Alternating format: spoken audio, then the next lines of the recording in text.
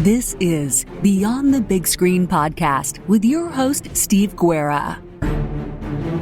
Today we're going to skip the normal format and get right into the episode. Chuck Norris isn't going to wait for me to talk about plugs and podcasters of the month. You can, of course, let me quickly get this in. You can follow Beyond the Big Screen and learn more at a2zhistorypage.com and email me at steve@a2zhistorypage.com. You can learn more about Come and Take It, a Texas history podcast, at their website, brainstaple.com. All of this is in the show notes.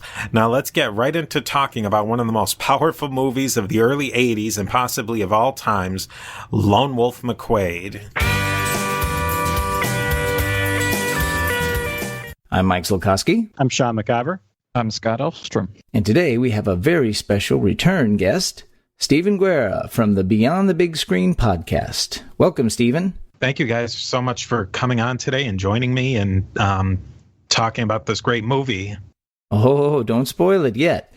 1983 is one of the high watermarks in American cinema history. But in mid-April 1983, history was changed forever when Chuck Norris kick-punched his way into our young hearts. Crossbows, shotguns, spinning heel kicks, and warm Pearl beer. Today we examine the great work of Texas cinema, Lone Wolf McQuade. But first, what's your favorite fact about Chuck Norris? Now, just to set the scene, these are facts. These are not made-up things. And crop circles, if you didn't know, guys, are Chuck Norris's way of telling the world that sometimes corn needs to lie down. That's true. That's very, very true.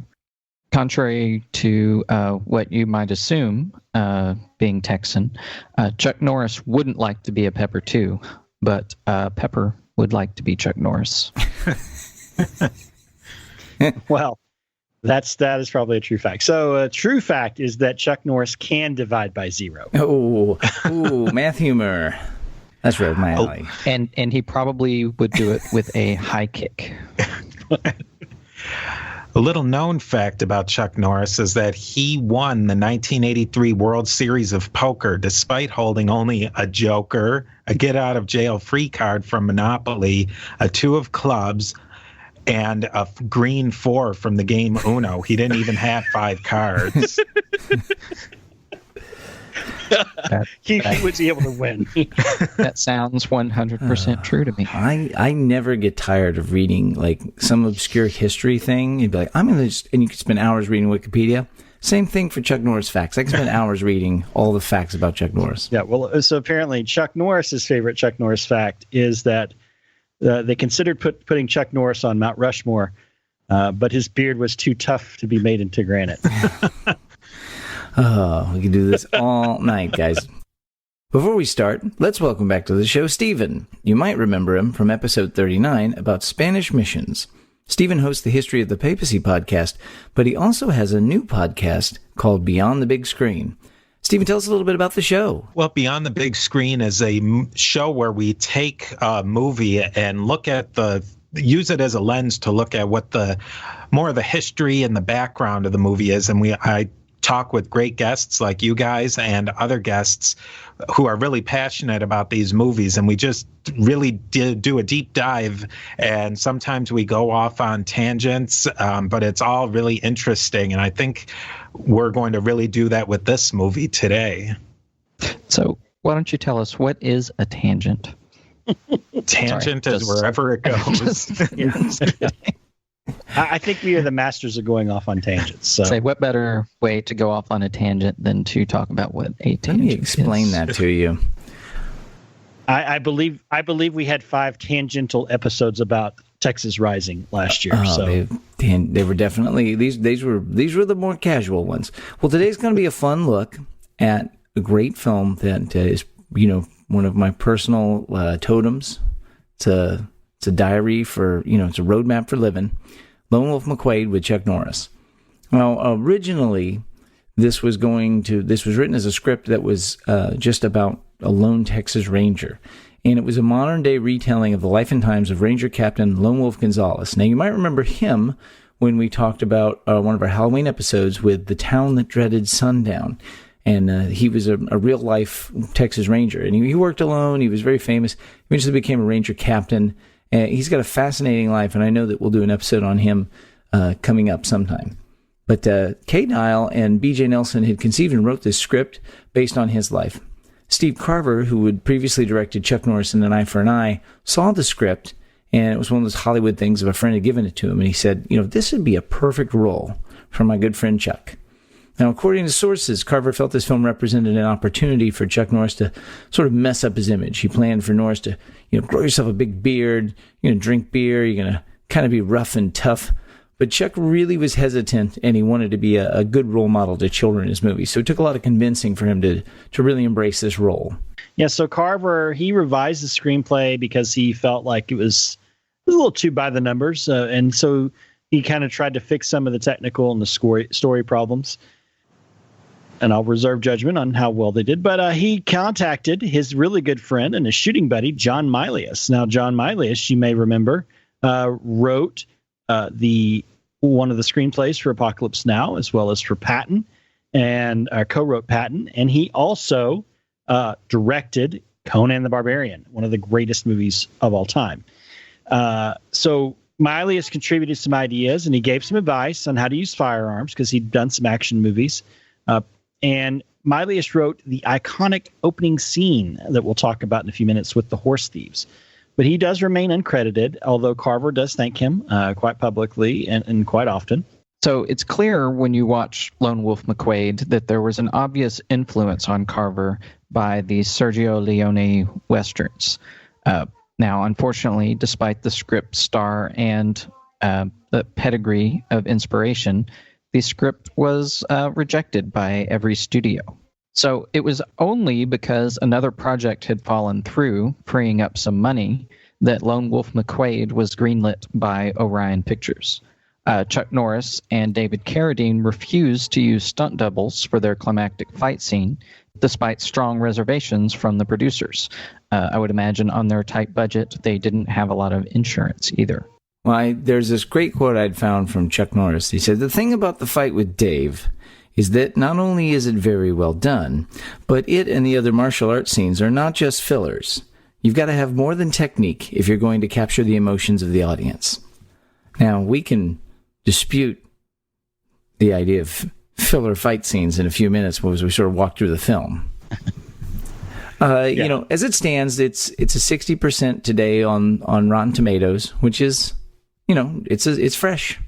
And it has an audience score of around 66. So there's a pretty good chance, there's about 2 or 3 chance that you're going to like this film when you watch it. That's what that tells me. We mentioned Sergio Leone as an influence, and I think it does, but another influence I'd say would be Don Siegel, who directed the Dirty Harry movies and a lot of the Clint Eastwood movies.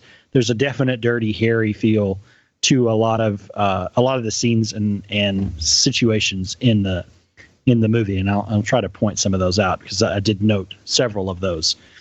So why don't we do this? Let's go ahead and say right now that if you haven't seen the film and you're interested to see the film and you don't want something spoiled that came out in movie theaters in 1983, and we're recording this in 2018, then you can shut this down and you can go watch it on iTunes or whatever your online TBS. You might even have a VHS copy in a box somewhere you forgot about.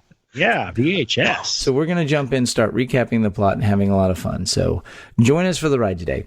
I will start before the best recap of the whole film I found was the New York Times review for Lone Wolf McQuade. The title of the review was "Villainy Dispatched in El Paso." I was like, that kind of wraps up, puts a nice button on it.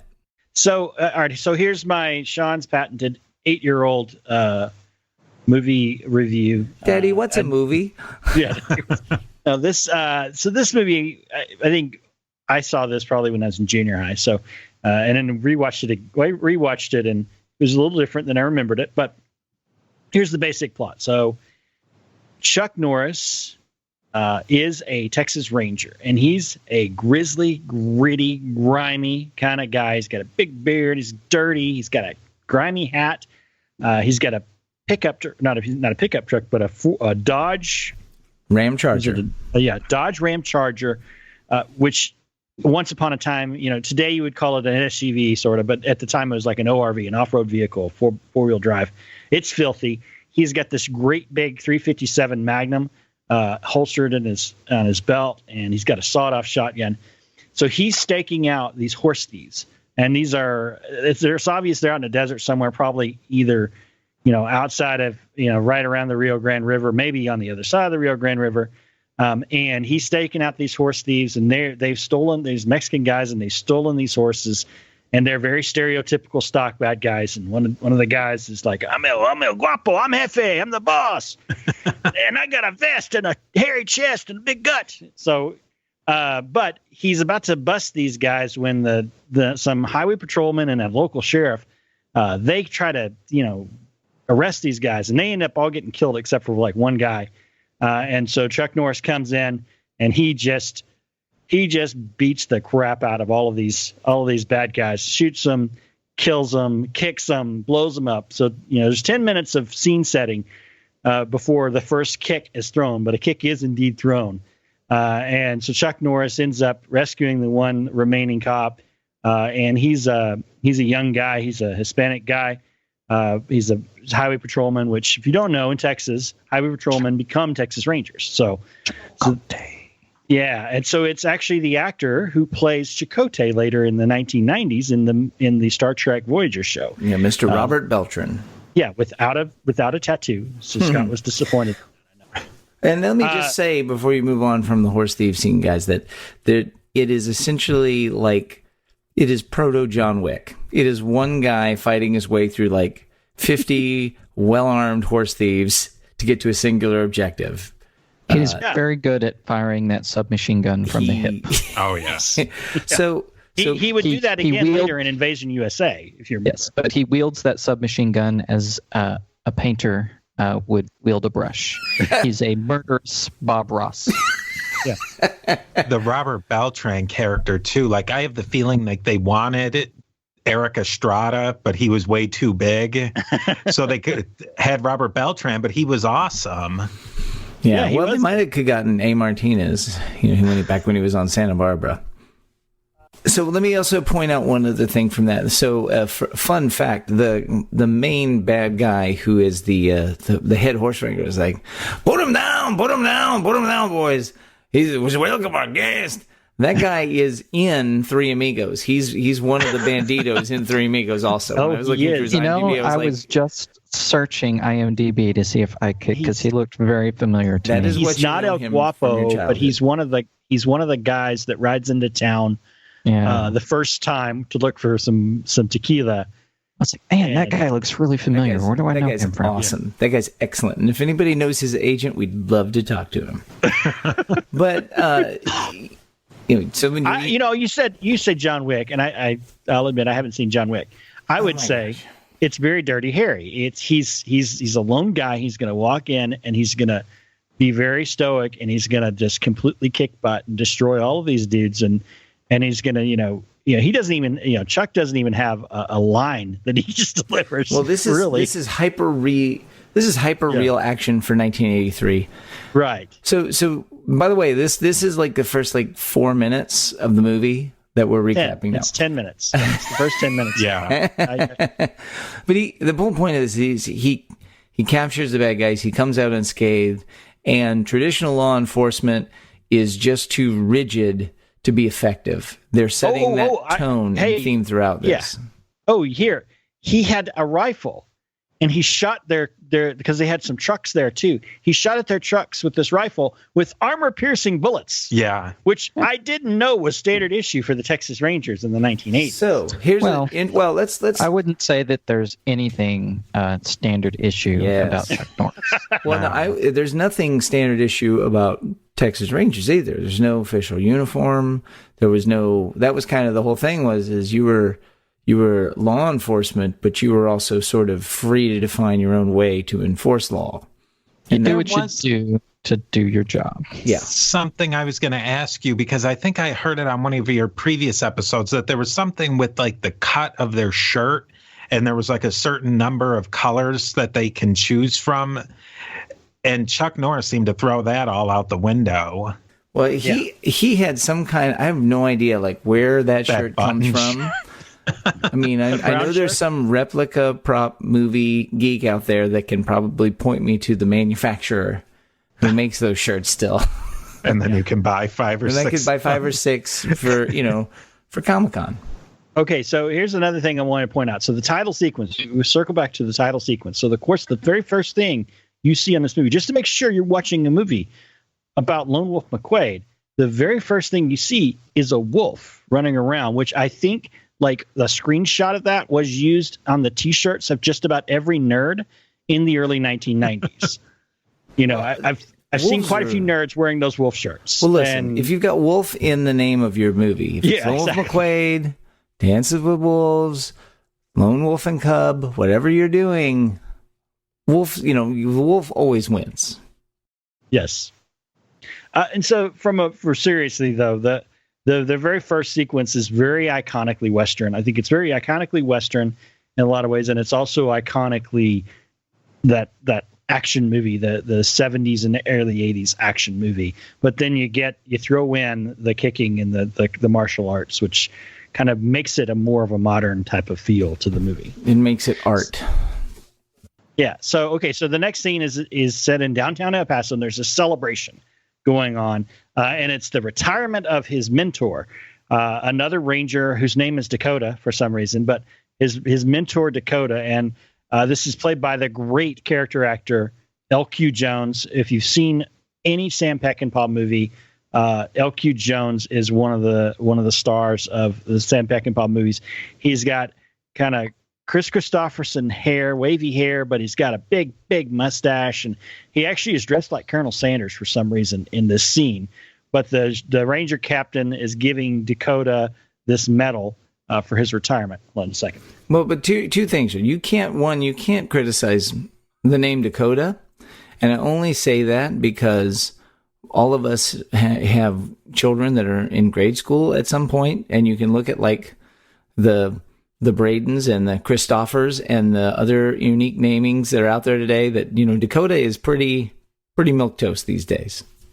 That's true. I guess I'll give you that. And plus, it's L.Q. Jones, and he's awesome. He can call himself whatever he wants. Yeah, the Ranger captain is actually played by another Peckinpah regular, R.G. Armstrong, who, if you saw the movie Pat Garrett and Billy the Kid, he's the sheriff's deputy who is, doesn't like Pat Garrett, and Pat Garrett shoots him in the back. It's a good scene. Anyway, so he goes and reports to his captain. His captain, just typical 80s cop movie, you're a screw up, and you're always messing up, and I can't stand you. You're giving the Rangers a bad name, and you can't dress right, and blah blah blah. So it's like, Well, it's more than just he doesn't dress right. Like, it's the fact that he's filthy and he's dirty and he's rude. Yeah. He doesn't have a clean-cut image of law and order. He's a gritty, get-it-done guy. Right, and so he gets assigned a partner, and that partner is K.O.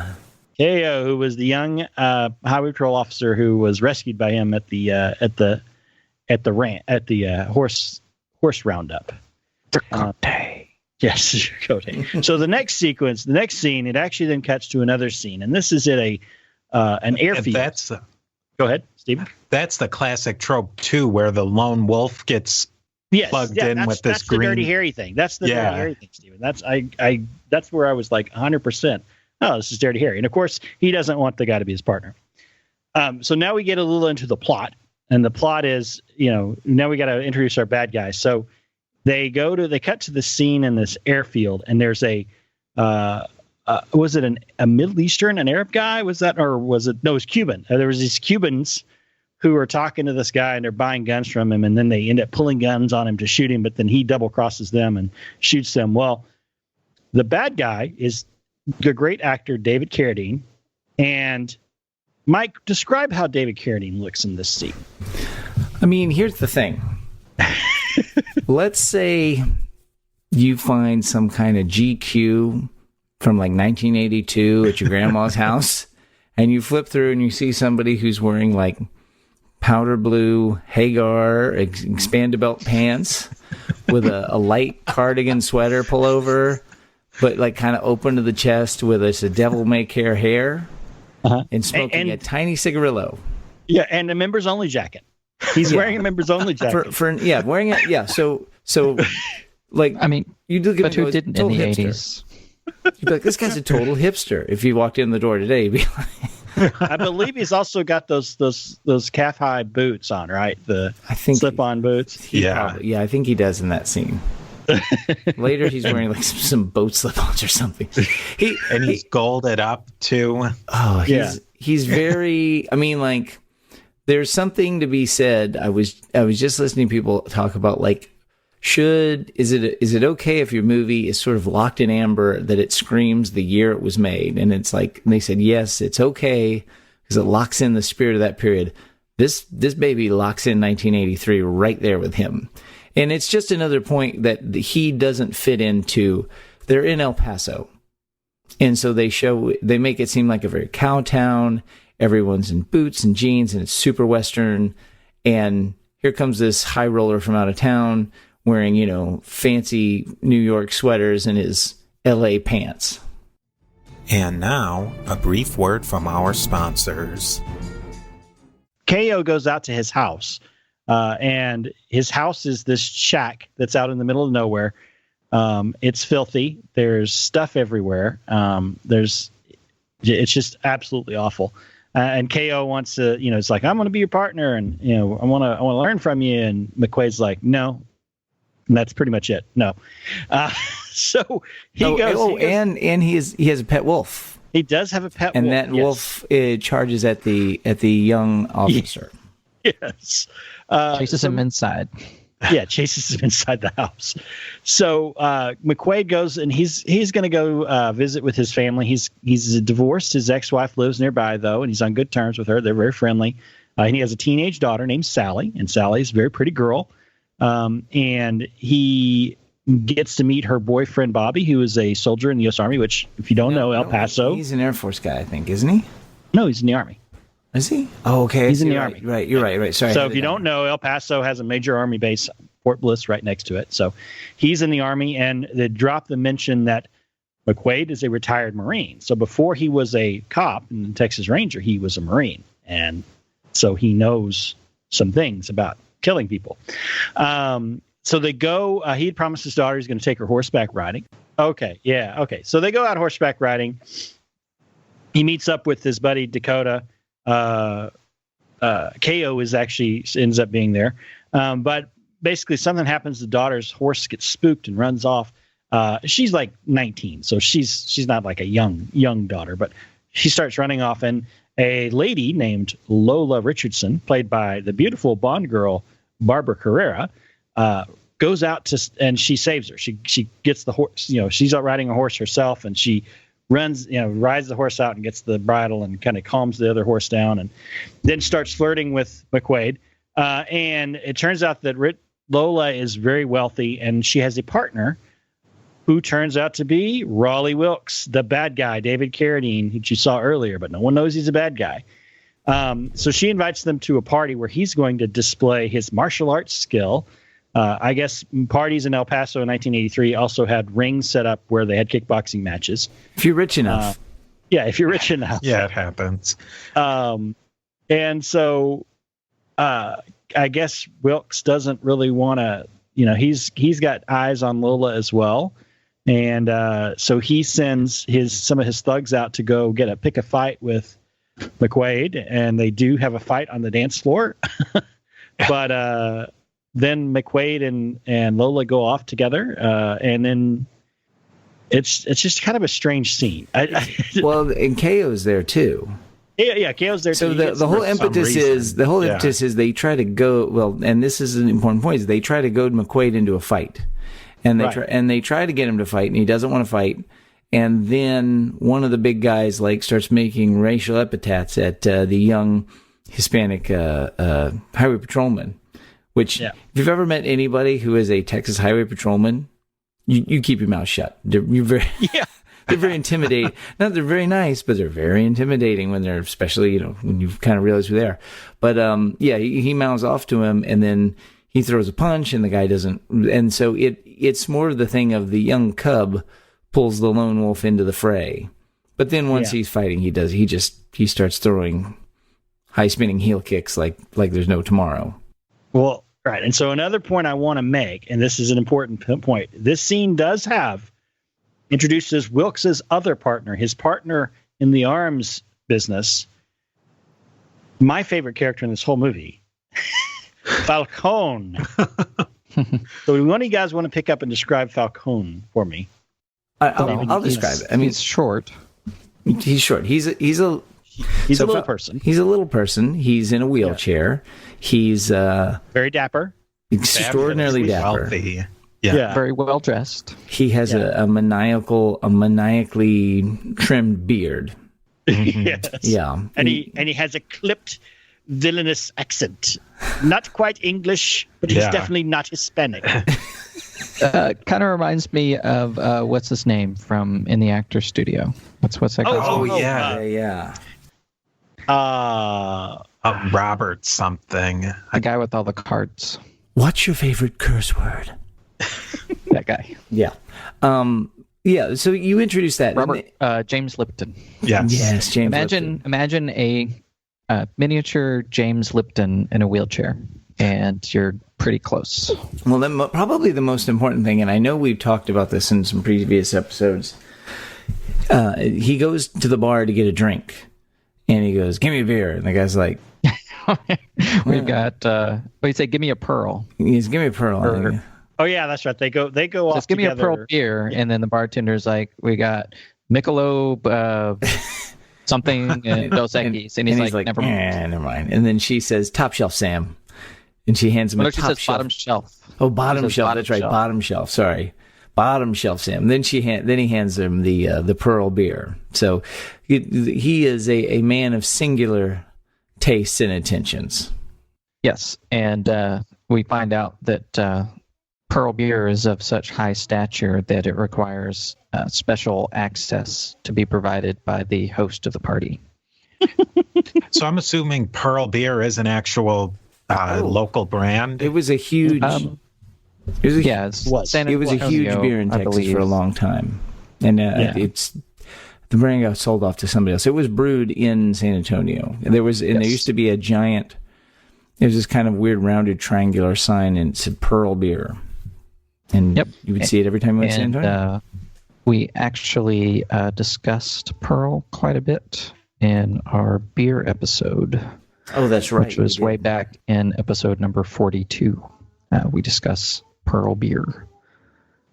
Their brewery now has been gentrified into a modern restaurant and shopping complex. Yeah, now it's not brewed in Texas. It's a brand of Pabst. Oh. Yeah. But once upon a time, way before Lone Star was a thing. Many high quality, delicious beers. Or Pearl was the thing. So I think as far as like this whole sequence, this is where it kicked it into more, to me, especially with Falcone. It kicked it into James Bond territory. Like it was like it went from, kind of Dirty Harry meets Peckinpah into total James Bond territory with the freakish, this is very polite, but the freakish bad guys of, dapper, urbane killer David Carradine and little person in a motorized wheelchair, Falcone. That's really started to like, oh wait, there's more here brewing in this plot. Yeah, you watch it and you think, is this from the mind that gave you Megaforce? Yeah, exactly. So Stephen, the three of us are from Texas.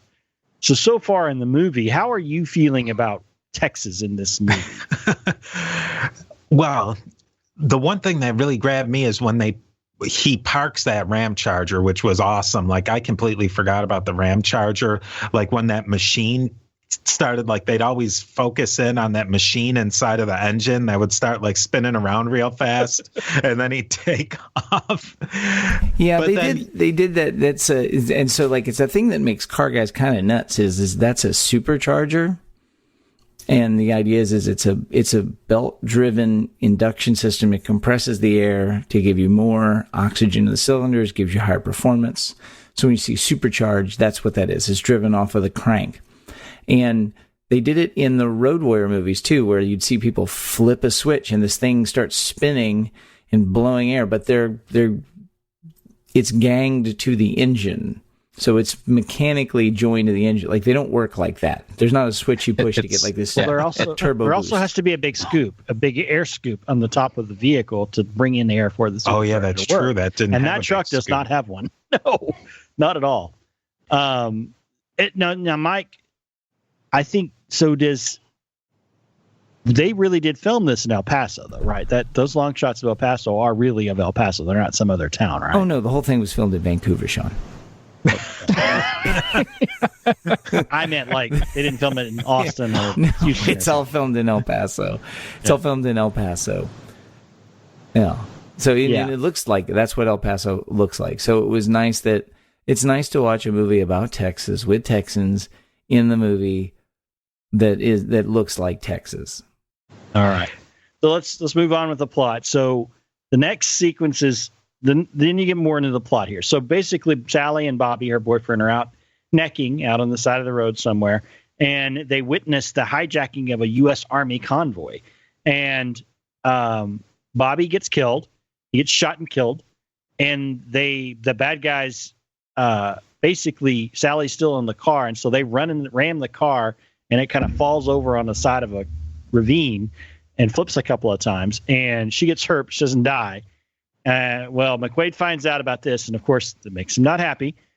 So he goes with KO, and they go to try to find out what happened at this scene where this convoy was shot up, and all these soldiers are killed. And they find the FBI there, and so there's an Agent Jackson that's there, and he's like, no, you don't have jurisdiction. You need to stand down. I understand that you're upset, but we're controlling this. Well, Lone Wolf McQuade is not going to stand still and let the feds figure out who it was that hurt his little girl. Yeah. So this is a very hashtag states' rights moment. Yeah. So they go and they try. He's got a guy that he knows that is probably knows about all the dealings and the criminal dealings in the area. So he's going to go pick him up. So they go to this garment factory and invade this. The two of them invade this garment factory basically to go pick up the guy named Snow is his name. He's kind of a hippie kind of guy with platform shoes, but it's William Sanderson, who I think literally like 2 weeks before he filmed this movie had finished shooting Blade Runner. He played. He was also He was appearing on Newhart at the time. So if you know Blade Runner, he's J.S. Sebastian. If you know Newhart, he's Larry of the. This is my brother Daryl and his other brother Daryl. Yeah. Well, and let me just say this about this scene. So they pull up to this like kind of working garment factory, and if you remember in the late 80s, early 90s, there was a series of video games like Double Dragon, Bad Dudes, even like the Captain America and the Avengers game. These sort of side-scrolling shooters where like a door would roll up and then a bad guy would sort of come out and there would be two-dimensional like kick punching. That's pretty much what it is. It's like basically a litany of guys kind of come out and one-dimensionally walk into like Chuck Norris's feet. That's the scene right there. It's a 1980s video game. It really is. That's the whole movie. But they find Snow, and of course he's Snow, and of course he's got a comically large pile of cocaine on the desk. And I felt so bad for poor Sanderson because he's wearing like these. If anybody's seen the Guardians of the Galaxy 2 movie, and you remember the character Jeff, like they're just these comical glasses that magnify your eyes. So I know that the poor guy couldn't see anything on the set. Like he was basically walking around blind with these stupid glasses on. And he's got a necklace with a peace sign on his V-neck, and he's got big platform shoes. It's terrible costuming. It worked. Yeah, so they take Snow out to Dakota's house, and they're gonna they basically interrogate him, and he tells them to go and talk to Falcone. Falcone knows what's going on, and so they're holding him at the house, and Wilkes. So McQuade goes off to talk to Falcone, and Wilkes comes in with his men, and they kill Dakota. and they also kill Snow. And of course, that really is the straw that breaks the camel's back in a lot of ways. So as McQuade goes and visits, so basically McQuade is called into the office of his captain, who suspends him because he interfered in the investigation. He got another ranger killed. He got his informant killed. And so you're suspended without pay for a month, and the ATF agent's there, and he's angry, and he's like, I should have you indicted. And Jackson's there, and he's like, why did you do this? Well, he's a little more sympathetic. But basically, Wilkes has, McQuade has figured out that Wilkes is an arms merchant who's taking these guns to sell them somewhere in South America. So, and that's what he's doing. We'd be remiss if we missed the scene that was going on parallel pretty much to that scene where Snow and Dakota and Rayo are locked up in their house, where the scene where Lola Richardson has basically moved into J.J. McQuade's ranch, because and he she's doesn't need a vacuuming woman to take care of him.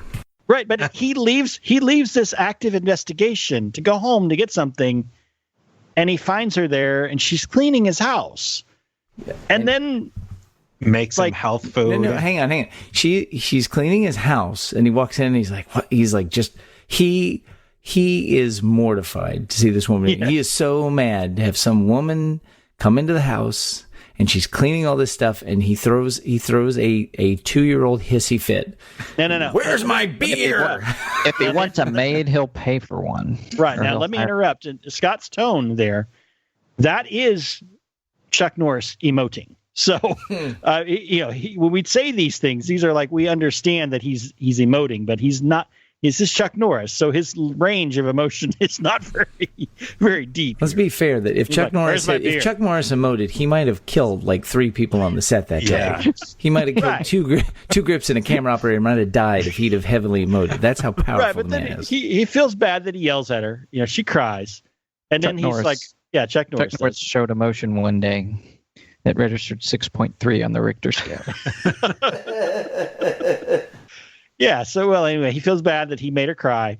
So he goes in and he helps her clean out his house and everything. And then they start spraying each other with water in the yard, in the front area, and in a mud pit. And they start rolling around in the mud and water and making out and stuff. And while his buddy's getting killed. So that's something that happens in this movie. Well, yeah. Might as well be playing Raindrops Keep Falling on My Head. And that's another great Texas artist. Yeah. So what happens is, though, that the next day, Jackson comes to McQuade's house and tells him, "Hey, I want to work with you because I know what it's like to be an outsider and to be, not liked. Because Jackson is African American, and I won't use the phrase that he refers to himself at, but he is a token of some kind." He says that as a line in the movie. It's an awkward line. Doesn't really hold up to the test of time. No. Let's get it right. He says, "I'm not just the token, know what." And he says that because he's a serious policeman who takes this job seriously. And they contrast that. So he's a federal, while he is a federal agent, which is supposed to be code for incompetent here. They contrast him against the ATF guy who is, an idiot and Mr. by the rules and by the book, and that's going to get him killed. Yeah. So they go. So Jackson has a plane, and they go flying around the desert looking for Wilkes's wherever this they've hijacked this stuff, and they actually find it. And they see it, and so they come back, and they come back with Ramos and with the idiot ATF agent and some other agents, and they find they have trading headquarters in the desert. Agent Burnside is the ATF agent, by the way, and they stalk down there to try to arrest everyone. Well, Burnside runs out in the middle of a field, in the middle of the airfield, and says, "All right, hands up! This is the FBI. You're under arrest." And of course, they kill him. And there's a big gunfight, and Jackson and Ramos are wounded, and they escape, but McQuade is caught. He gets beaten up by Wilkes, big time. I mean, this is probably Chuck Norris's biggest beating in any movie I've ever seen. Okay, so this leads us to the most epic part of the movie, because the pièce de résistance. The thing that this movie is probably most known for. And so, Stephen, why don't you tell us about this scene? You know, remembering, you know, the first time you saw it and then when you rewatched it. So J.J. McQuade, each member of this party has been in some way grievously wounded. McQuade is beat. Jackson, I believe, was gut shot. K.O. was wounded, and so they put J.J. McQuade in his Ram Charger and bury it in a Ram Charger sized hole in the ground, and he's buried inside of this crypt of what his Ram Charger's been, and he comes back to life a little bit. And what's the first thing he does? He pats around and he finds a can of his Pearl beer, takes a little sip, warm. And pours some beer all over his head, and then he hammers this Ram Charger, and then it starts moving. And it starts moving a little bit more, and then that supercharger gets turned on, and it just slowly bursts out of the hole that he's been buried in. He figuratively and literally comes back from the dead, and then just, you know, the next round of ass kicking. Can I say that? I'll change that. That's fine. Here's one thing I wanted to say is you're right that this is the scene. And in fact, in Roger Ebert's review, he talks about that he really had a nice thing when he wrote a review in A3 saying this could be Chuck Norris's Man with No Name movie. This could be something that becomes a series. And he says that the plot really goes nowhere, but who cares, because it's exciting and it's having fun. And he said, characters have archetypical scenes. Eastwood had the scene where he killed 3 men with a bullet. And then for Lone Wolf McQuade, it's this scene where he pours beer over his head, hits the accelerator, and drives that mother right out of the grave. And I was like, yeah, you go, Roger. Yeah. This is it is an iconic. I like you can see the gumball, his police lights. You can see them under the dirt right before it breaks out. Yeah, that was so cool. And we find out, of course, that he was struck down only to be reborn more powerful than he was before. Yeah, this for film nerds is like, this is clearly the big turn in the second act. Yeah, so it turns out that Wilkes has taken both Lola and Sally with him down to Mexico, and he's kidnapped Sally and he's got Lola, and so McQuade goes and visits Falcone in another great scene because he knows Falcone knows what's going on.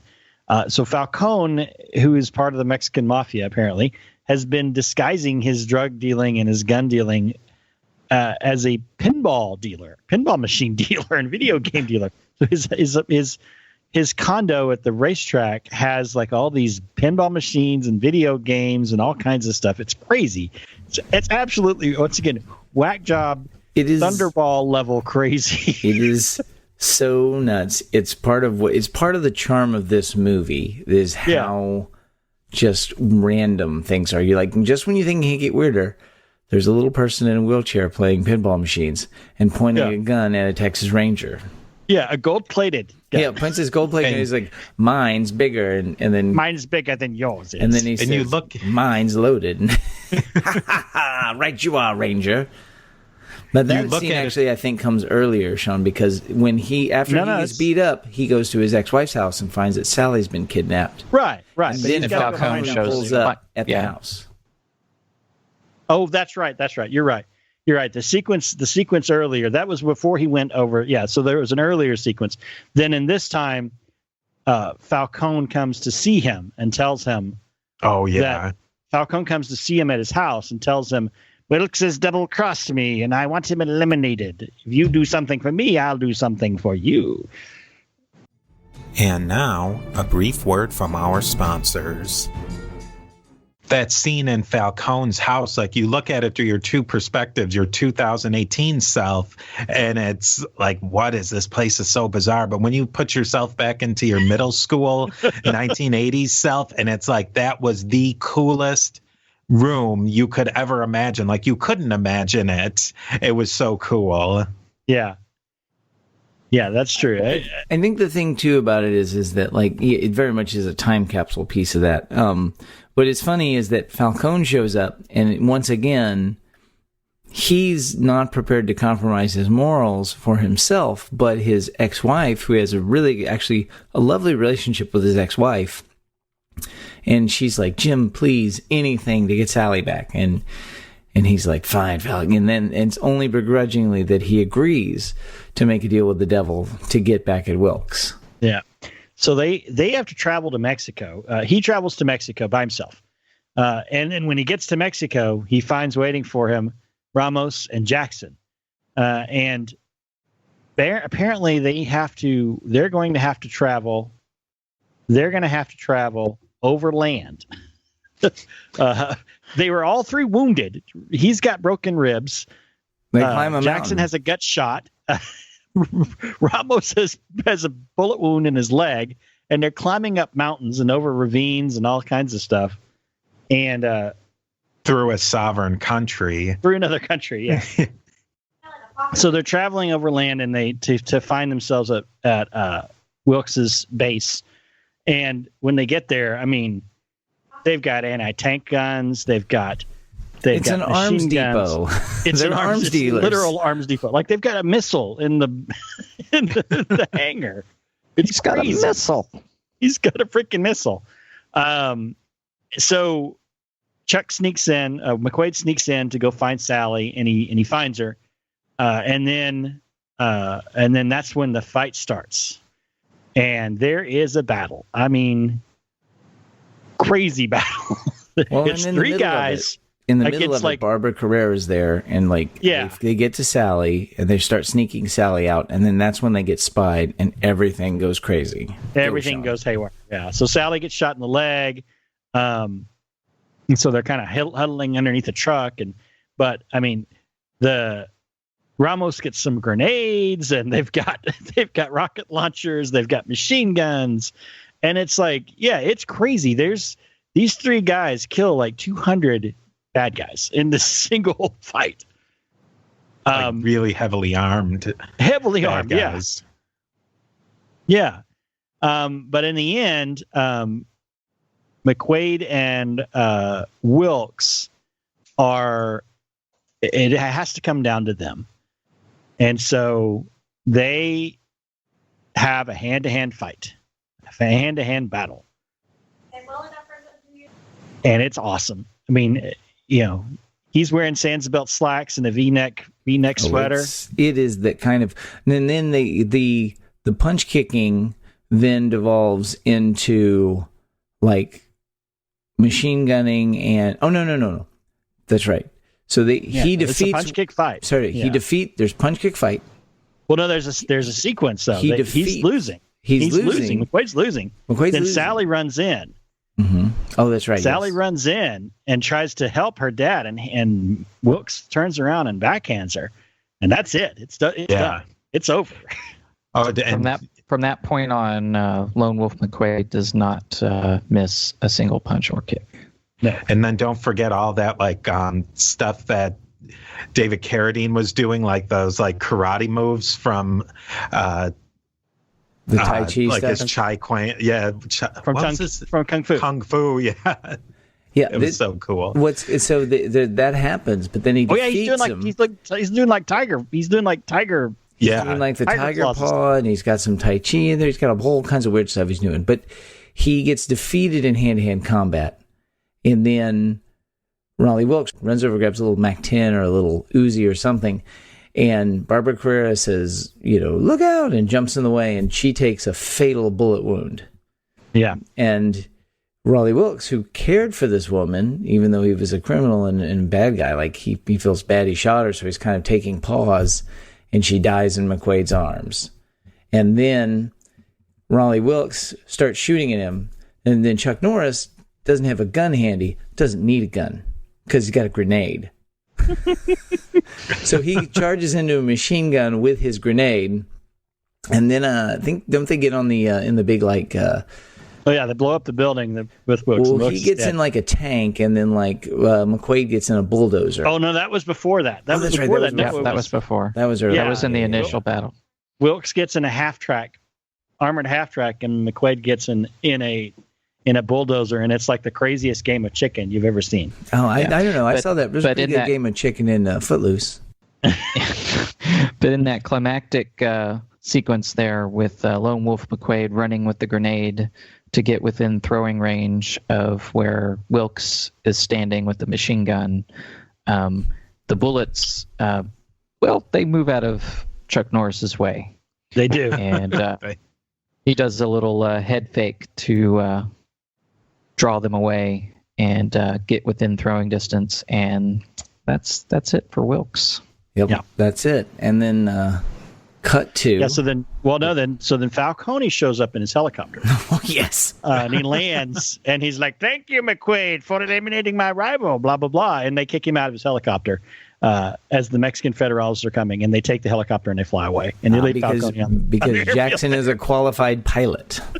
That's right. They proved that earlier because he was flying the little Cessna. And then they get away. Ran out of his helicopter. And then you see McQuade, and he's clean cut, clothes are washed, looking sharp, and he's receiving an order. He's receiving an award. That award he gets is the Texas Medal of Valor. And I found the actual statute for what this medal is supposed to be. It's the second highest order medal that Texas issues. There's one like the Texas Legislature Medal of Valor. The Lone Star Medal of Valor shall be awarded to a member of the military forces of this state, another state, or the United States who performs specific acts of bravery or outstanding courage, or who performs within an exceptionally short period a closely related series of heroic acts, if the acts involve personal hazard or danger and the voluntary risk of life and result in an accomplishment so exceptional and outstanding as to clearly set the person apart from the person's comrades or from other persons in similar circumstances. Awarding the medal requires a lesser degree of gallantry than awarding the Texas Legislature Medal of Honor, but requires that the acts be performed with marked distinction. And that's there's like a whole even government though he code was there. Illegally out of the state and out of the country. It did kind of happen in Mexico, the big part of it. Yeah. And probably violated some kind of treaty. But, you know, well, let's get to the end. So then you see him there, and he's going to help his wife and his daughter move. And yeah, he's been, I want to talk about this just a little bit. He's been conflicted about his wife and his daughter moving away. They're moving away. He doesn't want them to move. They're going to be so far away. They're moving to Las Cruces, New Mexico, which is 50 miles from El Paso. That's not even an hour. I mean, it's not like they're moving to Paris. They're still going to be. It's not like they're moving to Lubbock. They're going to be in New Mexico, Sean. So we're just going to have to draw the line. The line must be drawn. Important thing. I mean, they might as well. Thing to remember is that they're moving out of Texas. That's the main thing. I think if they were said like, well, you know, we're moving to Van Horn, he'd be like, okay. I mean, at that point, they might as well have been moving to Massachusetts. Yes. But but then at the end, then KO pulls up and he's like, Ranger, you know, there's a, I can't remember what it is. There's some crisis. Yeah, they're robbing a bank. Oh, yeah. They're robbing a bank and they've got hostages. And he's like, he like runs off and jumps and he's like, sorry, I got to go. And he jumps in the car and his ex-wife goes, JJ McQuade, you'll never change. And scene. Well, there's a couple of things though, like before we get too off of it and just say there's some stuff we, you know, this soundtrack to me was like nuts. Like to me, this movie, the soundtrack is really nuts because it has the Ennio Morricone, like Sergio Leone whistling. And I mean, it cribs so heavy from those spaghetti Western themes, some of the stuff. And then it has very syrupy, like soap opera music in the love scenes with Barbara Carrera. And then it has like this weird syntho pop, like this heavy Moog synthesizer thing right out of like A Clockwork Orange when Raleigh Wilkes is on screen. Sorry. Yeah. And what struck me is I was I very much 100% heard in several parts a direct homage to the Night on Bald Mountain. Yes. It was bizarre. It's like it sounded like one of those things where it's like, well, we don't really want to license this music, so we're going to make something that sounds exactly like it, except for like one note. That's how close it sounded to me at times, which I thought was an interesting choice. Well, the film only a very interesting choice. So that's just something when you watch it, because you people will go back and watch it. I know that. But the movie cost $5 million to make, and it made I think it made 15 million plus whatever it made in the video markets and residuals and stuff. So this movie made money. But I think what's really important about this film, when you look at it, is it took Chuck Norris cleanly out of the kung fu, karate, ninja action star and dropped him into action star. This was a transformative role for him from a career standpoint. Because for this, you look at Eye for an Eye, you look at The Octagon, you look at Good Guys Wear Black. Go back and watch all those movies.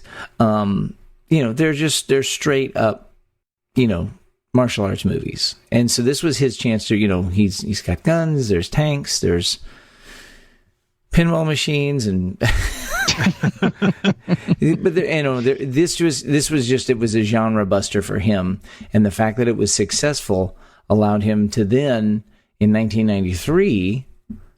10 years later, he revisited it, and we got Walker, Texas Ranger, which is kind of not what this was. This was, I think, Walker, Texas Ranger is probably the movie that Chuck Norris wanted to make in 1983, but this was a much more artistic vision of it.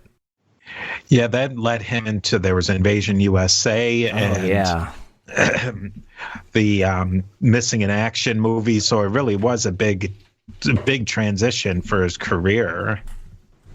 Definitely. Yeah, I think you kind of need to look at this one and at Code of Silence. And Good Guys Wear Black is kind of serious. These were like serious roles for, as serious as Chuck Norris really got, but serious roles for him, where despite how crazy this movie is, there was strength in the story and in the performance, Or the Delta Force, too, where most of that movie was a pretty serious take on that situation, and then, of course, with like roundhouse kicks. You can't get away from those. Listen, I mean, if you're going to put Chuck Berry in your movie, he's got to have a guitar in his hands at some point. Chuck Norris. Oh. You're going to put Chuck Berry. Yeah. Well, just saying, we're going to cast it, I get Elvis Presley. We're going to have Elvis Presley in the movie. And he isn't going to sing? I don't think so. I hired Chuck Norris. I need to see those kicks. I mean, listen, Chuck Norris never met a problem he couldn't fix with a house kick to the face. With a cowboy boot. I think that the movie it's an iconic movie for me. It's one of those that resonated in my, so for those who know, we're of the age, we were 8 when this movie came out. And so, and I think that, that this was just a super influential time for cinema at the time. There were just great films. The early 80s came out. Yeah. So I think that, there's a lot of, this is definitely like what people should picture when they think of a Texas Ranger. In a lot of ways, like this is the stereotype, because it is the stereotype from the Old West, just put in the modern time. The stoic, hard-bitten loner Texas, one riot, one ranger. This is the personification of that. It is not a great procedural, but it is a good movie that should show really Texas things. Now, I mean, he's introduced by taking down horse thieves of all things. Right, How much more Old West Texas Ranger can you get? Yeah. Oh, I agree. He's got cowboy boots on. He's got a big belt buckle with a big star on it. So, I mean, he drinks Pearl beer. He's got a wolf. We all have wolves in Texas. We're issued them when we're born. Right? So. Well, I did notice, too, there's another note that this film was originally rated R. And Chuck Norris appealed it to the MPAA, and he said, this is the second time I've appealed. They gave Good Guys Wear Black an R, but I persuaded them to make it PG. My argument was the strong positive image I project on the screen. The word karate, unfortunately, connotates violence to many people. Actually, it's a means of avoiding violent situations and a form of defense if you have no choice and you're backed in a corner. My films are similar to the John Wayne movies of the 40s. He'd go into a bar, and Jack Palance would pick a fight with him, and then Wayne would take out half the saloon. It's the same theme. A man is pushed into a situation where he has to resort to violence. So I think he sees himself in that. You know, it's just interesting that like anybody can appeal to the MPAA board and get any traction, and the fact that he was able to do it for both Good Guys Wear Black and The Wolf McQuade are actually PG films is kind of crazy. But it's also probably part of the reason we saw that when we were kids. It's a pretty clean film. There's not much bad language in it at all. No, just there's no blood. I mean, not compared to like, you know, the horror movies of the day. There's no blood. So I do see why it would be rated R. There's no nudity. So yeah, what's the big deal? I do that. I mean, you guys. Go ahead, Stephen. Sorry. You guys have young kids, and it's hard to bring your kids to a PG movie these days. There's so few of them. Oh yeah. Yeah. Well, I do enjoy my son when we'll watch films. He will say, "Is there going to be a lot of romance in this movie?" Is this which is code for movie? Kissing? I always think back to the is there kissing in this book, Grandpa? But I mean, probably the most frightening thing in this movie is definitely Chuck Norris's the hair on his chest. I mean, that's the most disturbing and frightening thing. We'll go back and watch. I would say David Carradine's slacks are pretty scary. Yeah, you want to see some awesome chest? Go back and watch Return of the infight from Return of the Dragon with him and Bruce Lee.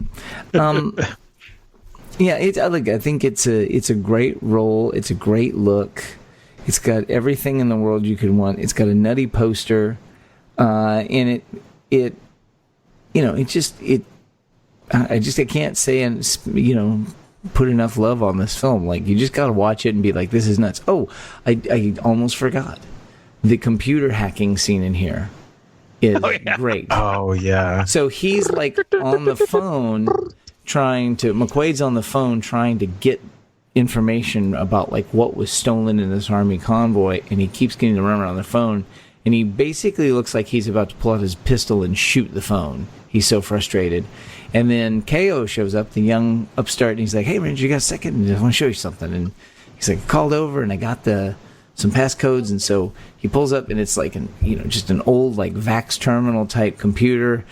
He's like punching in these codes, and then it pulls up like but it's like watching it's a 1982 computer. Like it's a 1982 mainframe, like just spitting out like green screens of like text, and you're like riveted for 5.5 minutes of this computer scene. That's got to be text. That's got to be one of the first uses of computer hacking in film. Well, that and War Games, which came out the same year. Yeah. So. Yeah, this was I just like the computer noises, because back in the 80s, when text appeared on the screen, it would make little beeping sounds. Yeah. Oh, there was another one with a fellow Texan, Dabney Coleman, War Games.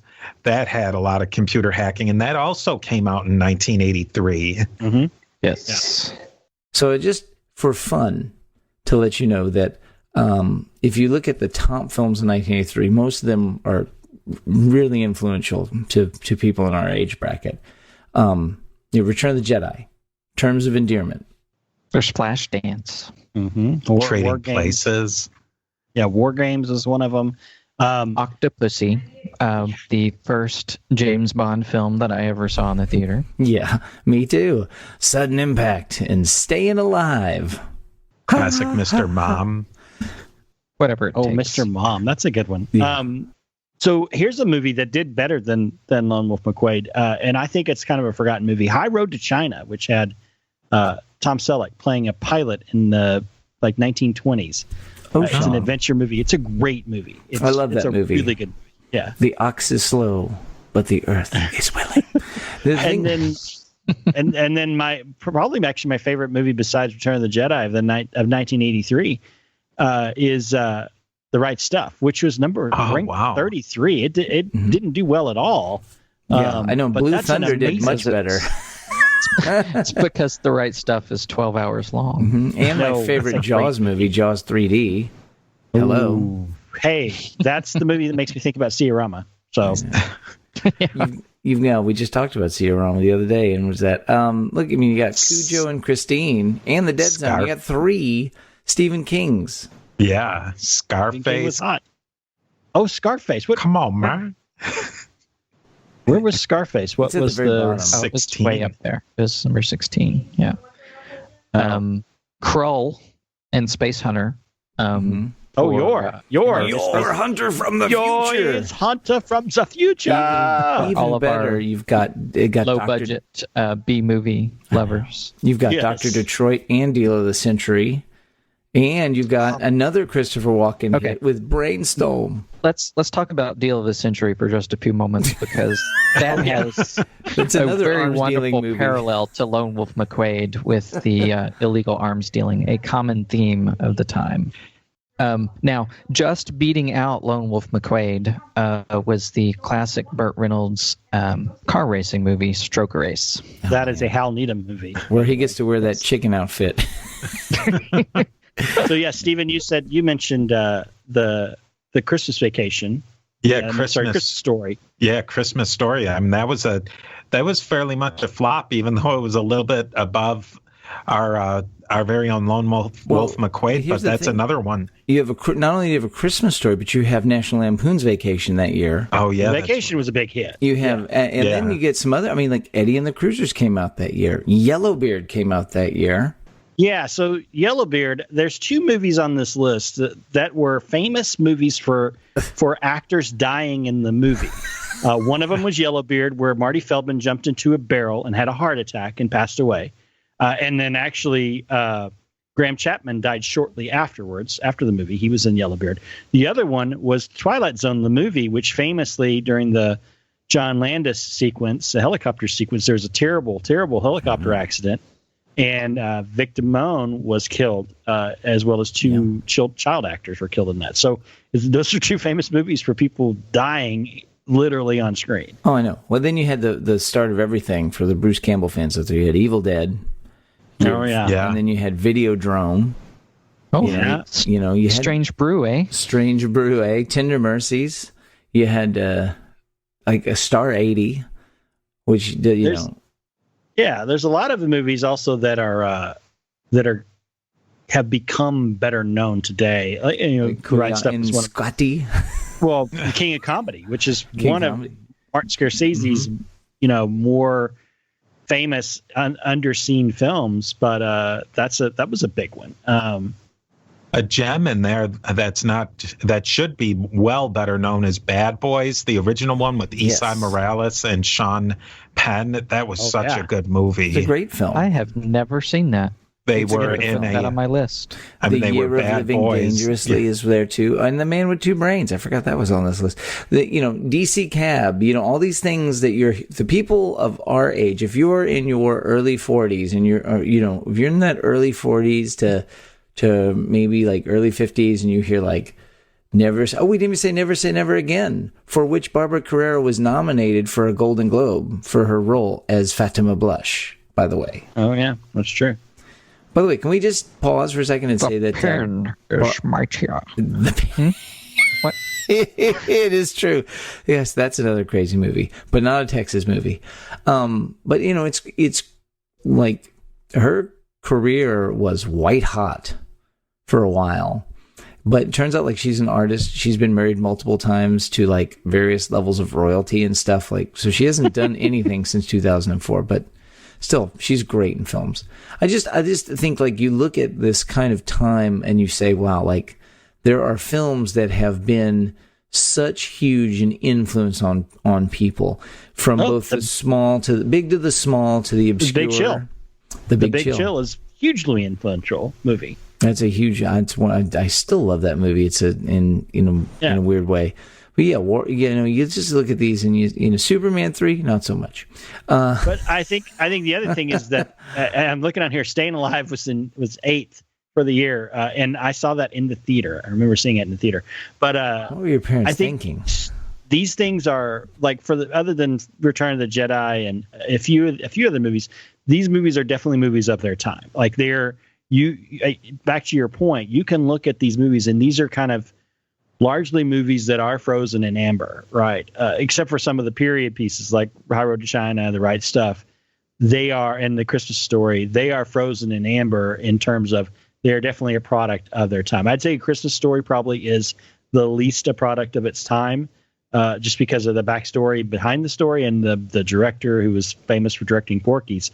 And it's become such the iconic Christmas movie now. But most of these movies you can look at and say that movie was made in 1983, like very clearly, no doubt about it. That was made in 1983.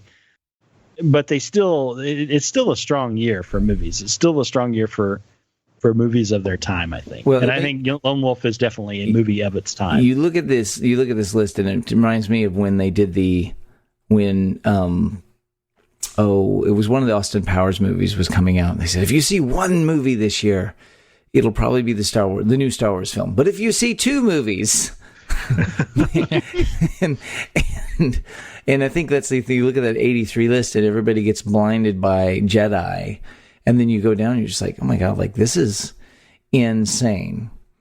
So so Stephen, for your listeners who are not from Texas, what would you like to say about this movie?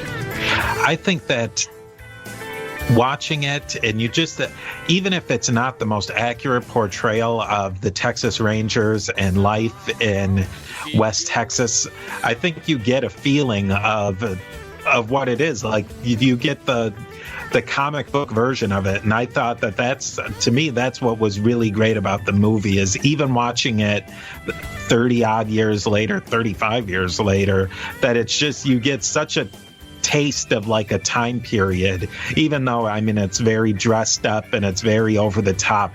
That's what I liked about it, is that you really felt like you were watching something real in a way. Absolutely, that sums it up perfectly. It's what West Texas wanted to be. Yeah, it's at its very best. At its very best. There you go. Yes.